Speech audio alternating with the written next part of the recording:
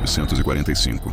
A OSS inicia a Operação Clipe de Papel, recrutando cientistas da Alemanha nazista para conduzir pesquisas para os Estados Unidos. Em 1967, asilo Mount Massive para criminosos insanos. 3 cientistas são assassinados por um paciente desconhecido. As autoridades ordenam que o asilo cesse todas as atividades. E em 1972, o diretor da CIA, Richard Helms, ordena que todos os arquivos MKUltra destruídos. Um pequeno número de documentos sobreviveu.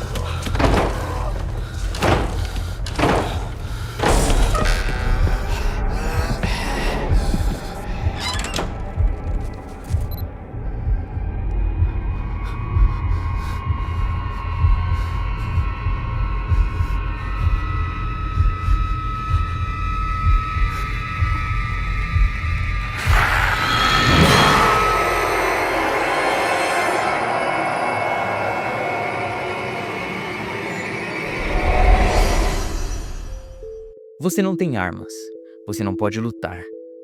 A sua única ferramenta é talvez também a sua maior fraqueza.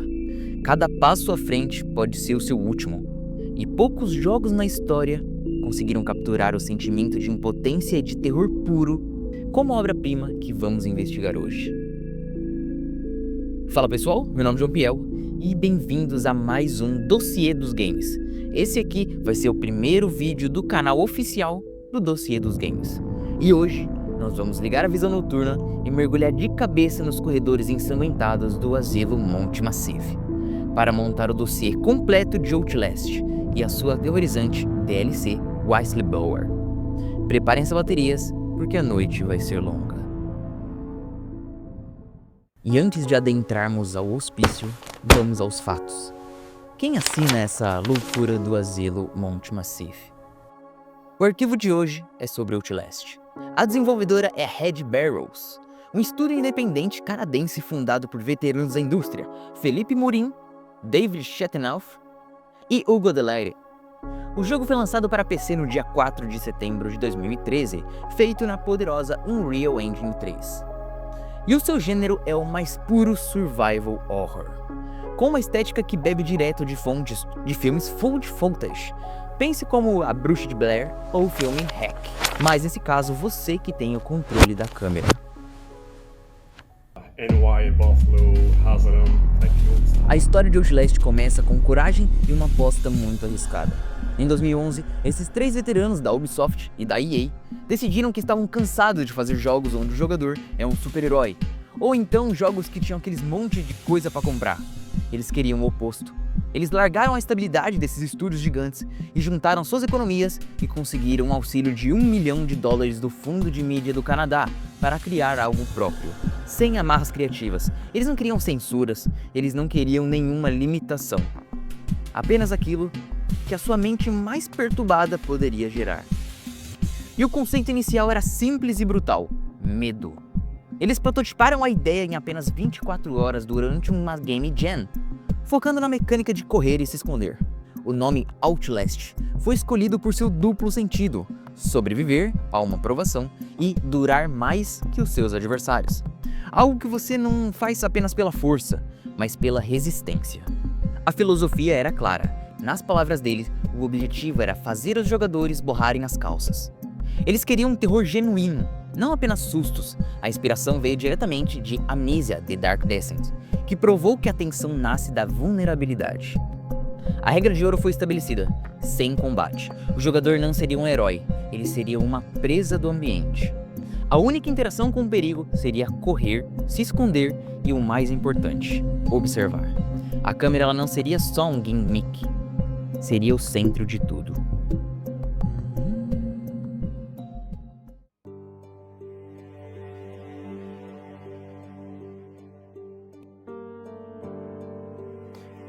Agora, vamos narrar essa descida ao inferno. Para quem ainda não jogou, a sinopse vai ser rápida. Você é o jornalista chamado Miles Upshur e após receber um e-mail anônimo sobre as atrocidades que aconteceram no asilo Mount Massive, operado pela Murkoff Corporation, você vai investigar. E essa é uma péssima decisão de carreira, diga-se de passagem. E a partir de agora, terá spoilers. Eu vou detalhar toda a jornada de Miles e Waylon, então pule para o tempo que está na tela caso você não queira descobrir os segredos do Monte Massive. O aviso está dado. A descida de Miles começa de uma forma bem clássica. Ele entra e a porta se fecha. Miles é um jornalista e um repórter investigativo ambicioso demais. Ele queria o grande furo de roteiro da sua vida. E ele vai conseguir esse furo de roteiro. E talvez custe a sua vida. Após ele entrar pela estrada, chegar no Monte Massive e as portas se fecharem, ele estará definitivamente preso entre loucos e famintos. Eu acredito que a partir do momento que ele viu os carros da SWAT e aquele monte de camburão e a porta da frente fechada, ele devia saber que ele não deveria entrar lá dentro. Mas, com toda a sagacidade que ele possuía, ele consegue invadir o asilo e investigar um pouquinho do que está acontecendo. Até...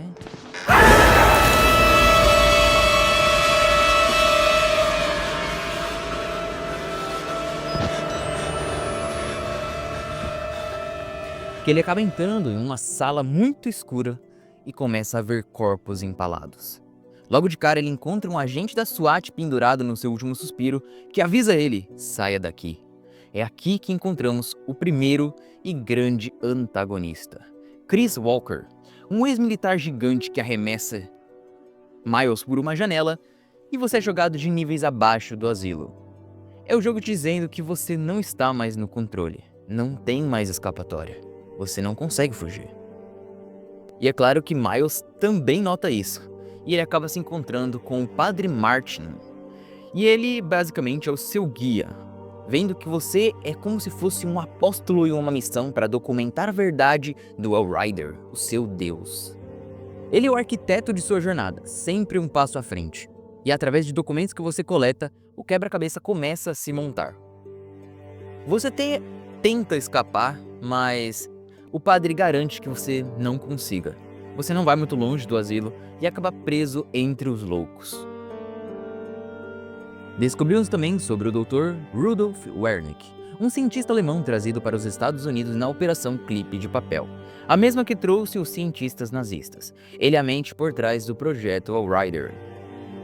E quando você pensa que você já viu de tudo, você está sendo perseguido por gêmeos pelados querendo um pedacinho do seu couro, o Chris Walker doido pra te matar e matando todo mundo que ele vê na sua frente. E quando você pensa que você finalmente vai escapar através de um pequeno elevador de carga, você acaba encontrando o Dr. Richard Traeger. E é aqui que o Outlast mostra que não tem medo de ser sádico. A sequência da cadeira de rodas é icônica. Traeger, com a sua calma cirúrgica e tesouras gigantes, corta 2 dos seus dedos e ele diz: amigo, vamos tirar um pouco do excesso. A fuga de Traeger, mancando, sangrando, com a tela pulsando, é uma das sequências mais angustiantes da história do terror. E quando nós finalmente escapamos dele e deixamos ele empalado no elevador, é uma das cenas mais gratificantes e tenebrosas de todas. E finalmente, Miles chega ao laboratório subterrâneo. Os documentos revelam tudo. A Murkoff, sob a direção de Wernicke, usava um motor morfogênico para induzir terapia de sonhos lúcidos em pacientes traumatizados do asilo, tentando criar um hospedeiro para uma entidade de Nanits. uma arma biológica senciente, o Outrider, e o hospedeiro perfeito que já tinha visto e passado por horrores suficientes era Billy Hope. E no clímax, Miles desliga o suporte vital de Billy, mas em vez de matar a criatura, ele acaba libertando ela. O enxame de Nandis Outrider entra em seu corpo e você se tornou o hospedeiro definitivo. Mancando até a saída, você encontra uma equipe da Murkoff liderada pelo próprio Dr. Wernick, que é um filho de uma puta. E a ordem é clara: fogo. Todos eles te fuzilam até que você vira uma peneira. A única coisa que você escuta no fim é ele dizendo: meu Deus, você se tornou o hospedeiro. E o horror não acabou, ele apenas mudou de forma. Você apenas escuta a sua vingança, mas você não sabe o que aconteceu. Claro, isso se você não jogou a DLC Whitley Bowler. E é isso que vamos começar agora. Naquele primeiro momento, quando Miles recebe o e-mail, ele recebe o e-mail de Wylon Park, o delator da Murkoff. Sua jornada começa antes mesmo da de Miles. Ele é uma das testemunhas dos horrores que levaram a contratar a imprensa. E ao ser pego, ele se torna um paciente. A DLC ela consegue ser mais brutal, mostrando a chegada e o massacre da equipe da SWAT, e nos mostrando ainda mais monstros, como o canibal Frank Manera.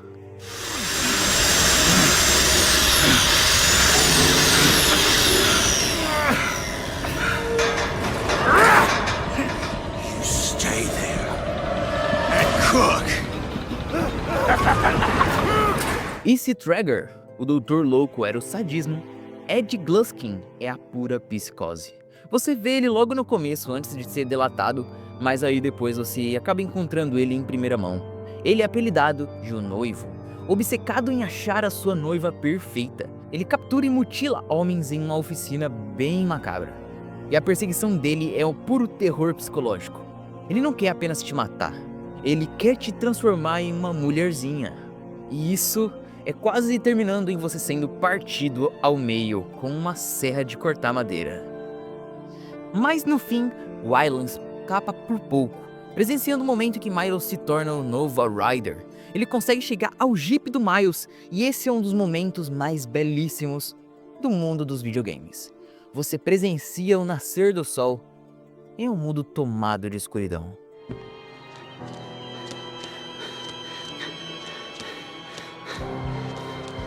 Miles ele te ajuda a fugir, mas não antes de fazer o upload de todos os dados. E ele expõe o Murkoff no final. Ele vence. Mas a imagem final do Outrider, que agora é Miles, pairando sobre o seu carro em fuga, deixa a questão no ar. Você realmente escapa do Monte Macedo? Mas um dossiê não estaria completo sem um perfil dos principais agentes do caos. E vamos começar com ele, Chris Walker, ex-chefe da segurança do Monte Massive e veterano de guerra do Afeganistão. O trauma o deixou paranoico com a contenção. Em a sua mente distorcida, ele está prestando atenção em serviço e eliminando qualquer hospedeiro em potencial para o Outrider, arrancando suas cabeças como medida de segurança. Ele é forte, brutal e uma tragédia ambulante. Ele mata qualquer um, seja louco ou não. O Dr. Richard Traeger, um executivo da Murkoff que se tornou um paciente após ser exposto aos experimentos. Ele acaba mantendo sua inteligência e o seu vocabulário corporativo, mas agora ele aplica os seus cortes de gastos de forma literal. Traeger representa a loucura fria e calculista da própria corporação. Ed Gluskin, o noivo. Vítima de abuso severo na infância, Gluskin desenvolveu uma obsessão doentia pela ideia de ter uma família perfeita. O motor morfogênico ampliou esse trauma, já que ele foi um dos experimentos, transformando em um assassino que cria e busca uma noiva ideal, a partir dos corpos de outros homens. E ele é o erro do mais puro e trauma pessoal transformado em uma arma. Mas a questão é, por que ele não foi atrás de mulheres? Parando pra pensar, por que em nenhum momento da campanha do jogo e da DLC encontramos mulheres na campanha? E a resposta disso vem, na verdade, nos quadrinhos e do segundo jogo. Basicamente, qualquer mulher próxima ao motor morfogênico criava uma gravidez fantasma e não podia ficar lá na corporação. Basicamente, isso acontece também com a esposa do protagonista do segundo jogo, que é exposta às torres da Murkoff e acaba ficando com uma gravidez fantasma. Na verdade, o segundo jogo é um grande delírio. E essa é a resposta do porquê que o noivo procurava homens. Mas uma história aterrorizante precisa de uma jogabilidade que a sustente. A jogabilidade de Outlast é uma sinfonia de desespero. A câmera é o seu olho e o seu narrador. Usar o zoom da câmera para ver os inimigos à distância, documentar os eventos grotescos para ganhar as notas do Miles, e tudo isso te força a encarar o horror do Monte Massive. E essas notas elas não são apenas colecionáveis, elas são os pensamentos de Miles, seu diário de campo que adiciona uma camada de personalidade e narrativa à sua jornada. O gerenciamento de baterias é o motor da tensão. O jogo ele te dá baterias o suficiente para nunca ficar totalmente no escuro, mas poucas o bastante para que cada uso da visão noturna seja uma decisão tática. Você usa agora ou você guarda para depois quando tiver uma perseguição. Sem contar que as baterias elas são extremamente viciadas, elas não duram nada. É alguns minutos de visão noturna e acabou a bateria. E às vezes você realmente vai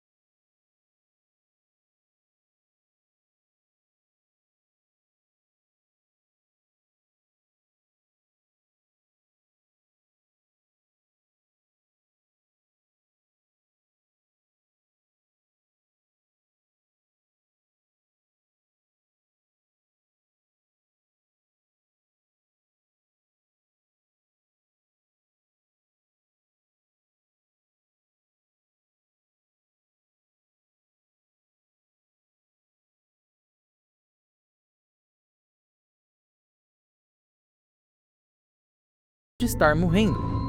Então é só você se afastar dos inimigos por tempo suficiente e você volta com a sua vida padrão. Visualmente, Outlast é um mestre da estética da podridão. Usando a Unreal Engine 3, a Red Barrels criou um mundo que parece úmido, sujo e doente. O uso de luz e sombra é espetacular. A visão noturna com seu granulado verde não te deixa confortável de jeito nenhum. E ela apenas troca um tipo de medo por outro. Não é sobre fotorrealismo, é sobre criar uma atmosfera que te sufoca. Quando o Outlast foi lançado, ele dava um show de realismo gráfico. Na época, lá pro seu ano de 2013, 2014, era um gráfico absurdo de bom. Agora a gente pode jogar e achar um gráfico até ok, para os padrões de hoje. Mas na época era lindo e para uma indústria independente, era simplesmente espetacular. Mas o verdadeiro protagonista de Outlast é o som. O trabalho de Samuel Laflame não é apenas uma trilha sonora, é um ataque de nervos. A música de perseguição ela é uma cacofonia de cordas arranhadas e persecução industrial que espalha o seu batimento cardíaco.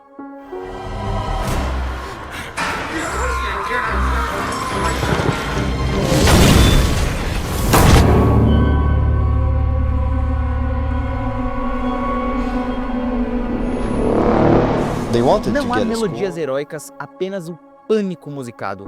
Aquela sensação de perseguição, de que tem um inimigo te perseguindo atrás de você, é uma coisa que dá uma agonia profunda, como se estivessem arranhando o seu interior. É impressionante.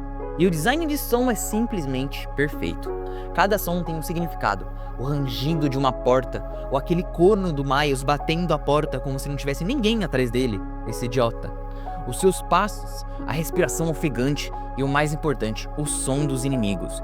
Os passos pesados de Chris Walker, o som metálico das tesouras de Traeger e o choro maníaco de Gluskin. O som eletrônico do Outrider e você aprende a identificar o perigo pelo ouvido muito antes de você conseguir ver ele pela câmera. Mas aí você me pergunta, jovem gafanhoto, por que Outlast funciona tão bem? E a resposta está na psicologia. O jogo é uma aula sobre como manipular a mente do jogador. Primeiro, a impotência forçada. Basicamente, você remove a habilidade do jogador lutar. Você não é o protagonista de Resident Evil, você não é o Leon S. Kennedy, você não é a Jill Valentine. Ou então você não é o Chris Redfield socando pedras. Você, no máximo, vai chutar um inimigo para que ele morra. E é isso, você só pode correr. Lutar é pros fortes. Miles é um completo fracassado. E sem contar que os inimigos não têm nem um pouco de medo de morrer. Ele tá ali para sobreviver. E a Red Barrels, ela te coloca na base da cadeia alimentar. O seu cérebro instintivamente entra no modo de presa. Você sente a ansiedade e o estado de alerta da perseguição. Segundo, o medo do desconhecido visceral. A visão noturna ela não ilumina nada, ela apenas revela algumas formas de vida. Ela limita a visão periférica e ela te força a olhar para frente, tornando cada canto cego uma fonte de pânico. E isso na visão de primeira pessoa te deixa extremamente vulnerável. Você raramente vê o perigo vindo, você o ouve primeiro. E o nosso cérebro sempre imagina algo pior do que a realidade. E isso nos leva ao som novamente. O design de áudio ataca diretamente o nosso cérebro primitivo. Sons de baixa frequência, ruídos repetitivos, ou então repentinos. E a respiração ofegante do Miles dispara uma resposta de uma luta ou fuga. A música dissoante cria uma sensação de que algo está fundamentalmente errado. Mantém os seus nervos à flor da pele o tempo todo. Um exemplo que eu vou dar, assim, que aconteceu na minha vida, foi de quando eu fui num parque aquático e eu fui num brinquedo que tinha 14 andares e uma queda livre. Se você entrasse no brinquedo ou olhasse para baixo, você via a queda que você ia ter no brinquedo, 14 andares despencando. E por incrível que pareça, eles colocavam um som de batimento cardíaco naquela cápsula. E eu achava que era meu próprio coração me falando para sair dali logo. Esse é um exemplo prático. Quando o Outlast foi lançado, ele criou um ecossistema. Foi o jogo que definiu a era de ouro para os games de terror no YouTube e na Twitch, provando que a vulnerabilidade era futuro do terror indie. Tá trancado, não sei nem porque eu tentei abrir. Tá ok. Abre isso. Ai, caralho! O que aconteceu? E o legado ele ia muito além. Porque para quem quer saber mais, a Red Barrels lançou uma série de quadrinhos chamada The Murkoff Account, que preenche as lacunas entre Outlast 1 e 2. E é aqui que descobrimos mais sobre Chris Walker, sobre as maquinações da Murkoff e sobre os eventos de Mount Massive que levaram diretamente ao horror de Temple Gate. É uma leitura essencial que mostra o Rider de Miles pode ter sido o fim, mas não o final de fato, mas um novo e terrível começo. E o nosso veredito aqui da nossa investigação no dossiê de Outlast. Vamos falar dos pontos fortes, que é a tensão insuperável, o design de sons genial e os vilões memoráveis e o uso brilhante da psicologia do medo. E os pontos fracos é que talvez essa fórmula pode se tornar um pouquinho repetitiva. E a inteligência artificial, que embora ela seja boa, como eu falei, ela tem algumas falhas, às vezes ele não te vê ali. Mas eles são detalhes em uma obra-prima. Outlast não é apenas um jogo de sustos, ele é uma aula de como criar atenção e desespero. É uma experiência brutal que vai ficar na sua cabeça por muito tempo. E por isso, este dossiê está mais do que aprovado. Mas ei, você concorda? Qual detalhe do Mount Massive mais te marcou?